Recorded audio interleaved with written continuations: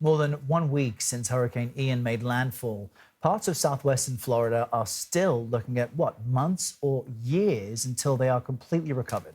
Earlier today, Governor Ron DeSantis gave an update on ongoing relief efforts. He's urging all parts of the state to come together and help restore those hard-hit areas. We got to have all hands on deck. We got to get all these communities moving forward. You can't, if you just let it toil, then that's how they end up maybe never coming back. So I think there is a sense of urgency on it, and we're working across the board with all those. Well, for more on all of this, let's bring in CBS News correspondent Enrique Acevedo. He is following the latest from Miami. Enrique, good to have you with us. Relief efforts are likely going to continue, as Errol said, for months, if not years. We know certainly when it comes to that Sanibel Causeway, that's going to be a multi-year process. In the shorter term, what's most needed in those hard-hit areas? Yeah, Lana, just like the search and rescue mission evolved into a recovery mission, the basic necessities have also evolved. Of course, running water, power remains a priority. But now also some of the hardest hit areas are looking to start their insurance claims. The bureaucratic process of rebuilding, trying to assess what the damage was in their homes with a professional so they can start that process as well.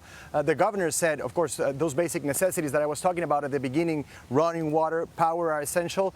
Food still very much important in many communities, especially the hardest hit ones along the beach.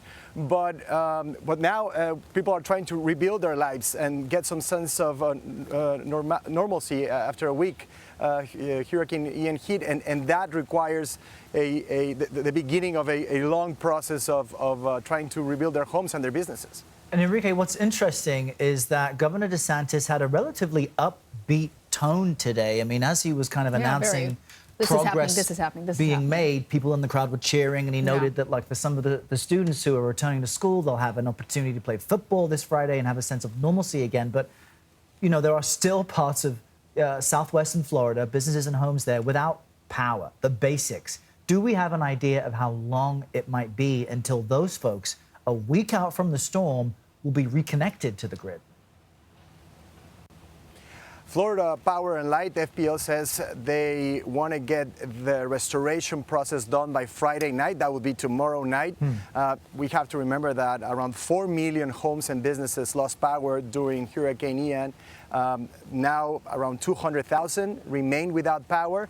So it'll be, a lot of work to get that done in the next 24 hours. But the truth is, Errol, as you were saying, for the hardest hit communities, that process could still take weeks or months because they have to basically rebuild the grid. It was so badly hit by the hurricane that they have to start from scratch, and it's not safe to restore power even if FPL can do it. We've seen crews from many parts of the country trying to achieve that goal. Crews from Pennsylvania, Oregon, as Governor DeSantis mentioned, Mississippi.